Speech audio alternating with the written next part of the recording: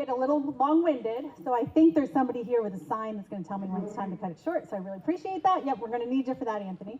How many people here know us, Albany CanCode, have heard of us?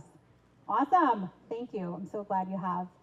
So I see maybe a little less than half of people already know about us, so I'm going to not share the full story and the full background, but I am going to tell the story that Anthony talked about. This is the corner of Broadway and 4th Street. This is right down here, right across from the post office. This is where our office was when Anthony was describing. I was running a software company. I had hired somebody who never went to college, who worked in a kitchen in Albany, and he taught himself Ruby on Rails. He had a friend who was a developer, and he enjoyed their conversations. And he thought, you know what, I haven't been to college, but I really think this could be interesting. And he started to teach himself.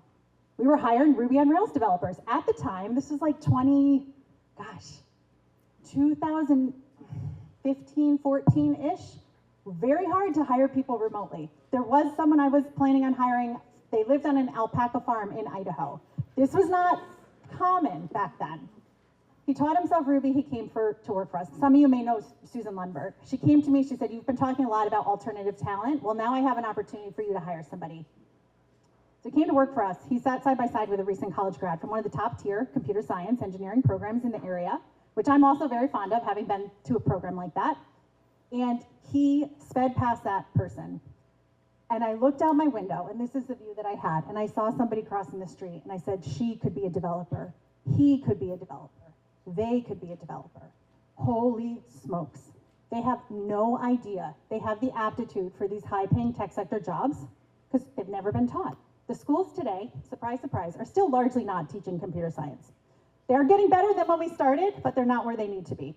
So we set out to start a small, I was not planning on this being my life's work, and a small community service project, founded Albany CanCode.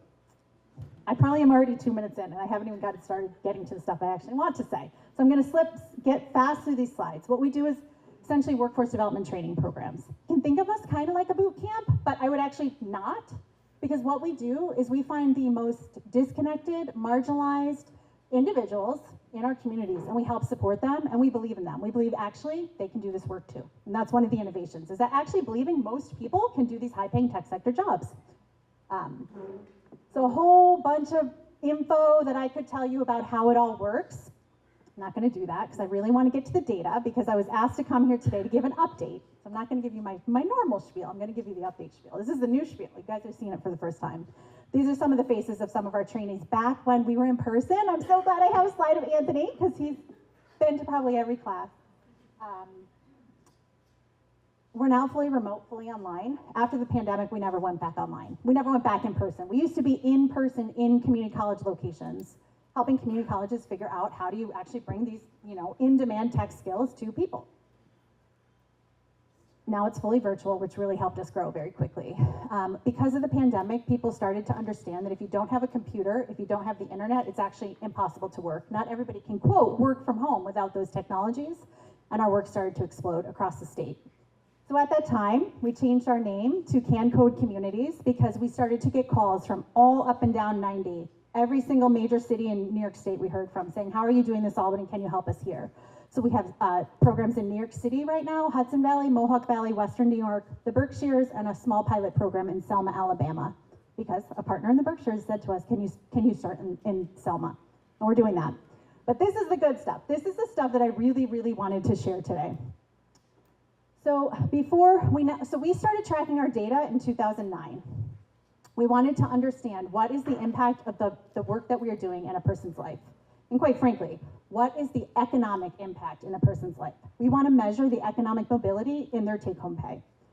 Before taking CanCode classes, only 23% of our, is that 23? I can't see. Oh, let me put my glasses on. There we go. 21% of trainees made a living wage. This includes many college graduates who make up over half of our trainees. Now, at least 38% of IT trainees make a living wage. I'm going to go through these very fast. I don't know how I'm doing on timing. I'll come back to any of these if you want to ask more questions. The devil is in the details on this. And I want to be very clear also that it's very hard to hear back from our trainees. And what I'm really excited about is right now we have about 50, anybody that knows and works with data, you understand there's a lot of nuances. And I want to make this point. We have 50% of our trainees reporting back. So I feel pretty confident that I can stand up here and tell you that we know we are making a significant impact in a person's life. Because 50% of our trainees have reported, over 50% have reported back to us, over, in 2023, a $25,000 pay increase after taking our class. It's pretty significant. This is, like I mentioned, we started tracking this data in 2019. At that time, it was about 16,000. And over the years, as you can see, it continues to increase. One of the reasons for this is because we measure over time. So if someone's 5 years out from a class, we're seeing that their wages continue to go up. We have one of our trainees, I want to just give you one sense of one story. Individual, 8 years unemployed, military veteran, person of color, out of the workforce for 8 years. Came through our training program, his laptop died. We are very engaged with our trainees. And I have a team of people over in the corner that want to talk to you all after. We called and we said, why are you not in class? And he said, I can't come. I don't have a laptop. How could I ever finish this training without a computer? And he inspired our laptop lending library. Right now, we're ordering about 50 laptops every few months because you would not imagine how many people don't actually have the basic access to technology. We gave him a laptop, our first ever loaner. He came back, completed the class. His first job offer after completing the class was with a company called Accenture. Some of you may have heard of it. They have a very incredible apprenticeship program for individuals who have not gone to college. His first job was about making maybe $48,000. He hugged me on the street when I saw him at a football game down in Albany at the arena. He said, I'm making over $100,000. So, thank you. Thank you. This is awesome work. So as you can see, the pay raises over time. So we're tracking all of this. This is one of my favorite slides. Anybody who's astute with data may notice there's a pink dot right here in the middle. Don't ask me why that's there because I don't know. I actually have to figure that out. I just noticed. These pink dots here all represent individuals. Do you see how many people in our programs have been making zero? That says zero on the line there. Look how many people we've moved from zero, off the line, above the line, and how many we've brought from pink to green. This is one of my favorite, very nerdy. I love scatter plots. But anyways, this is a really exciting slide for us. I just have to give a shout out for RPI because I also am an alumni, and I just heard all the, nerdy alumni, RPI alumni jokes. I just, why not? All right, I think we already touched on that. This is a little graphic on educational attainment. So what is the educational attainment of the people coming through our programs? Look how many people actually have bachelor's degrees. Skipping that one. Running out of time. 1 minute left. Oh no, that's my cue to give it to Pat. All right, there's so much other exciting data. See me after. Look how many slides I have on this. They told me to short it, but I didn't. I thought we could get to more than we did. But anyways, this is where we are across the state. This is the slide before I give it to Pat, who's going to get 1 minute because I just now saw that sign. This is a QR code. This is my ask. I'm very excited to be here tonight because we have our largest fundraiser of the year happening right now. It's called Mohawk Valley Gives. We have been given an incredible opportunity where we have a match. So any dollar that is granted to us through this program, dollar for dollar match, and a bonus of $100.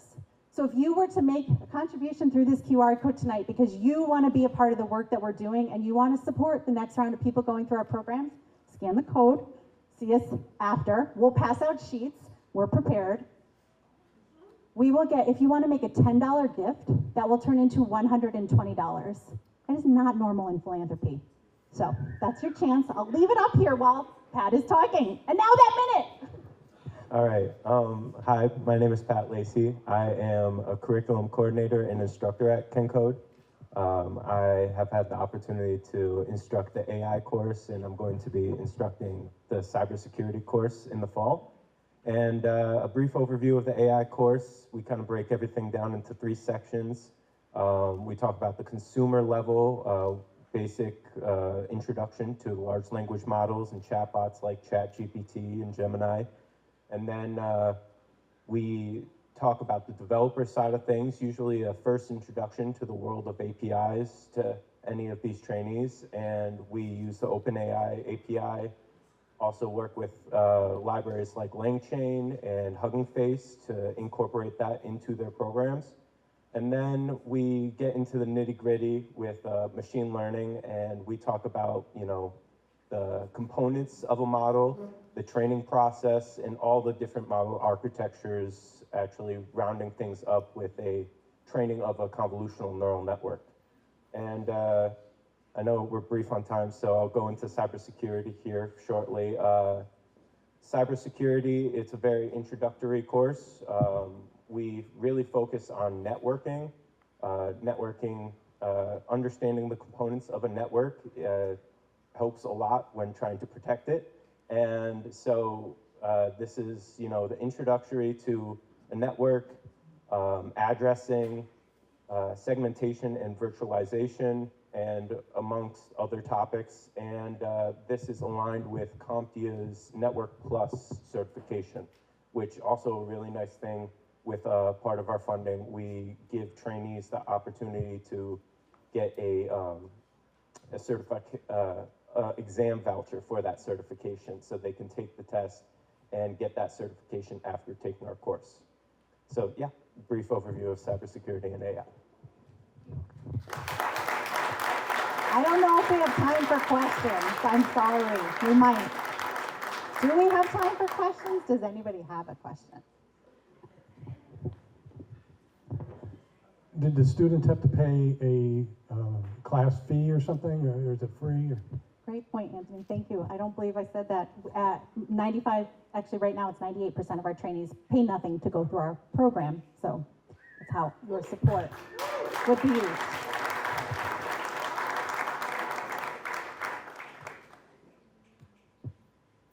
Yeah. The courses are 12 weeks. They're 72 hours, so it runs somewhat like a college class in the evenings. We also have beginner computer training. So if you have anybody that needs the basics of learning how to use computer, we have that as well. That's 36 hours. It used to be 40, now it's 36. Are there any services outside of the actual course that are offered to the trainees? Yeah, so we provide all kinds of wraparound social services supports. We have a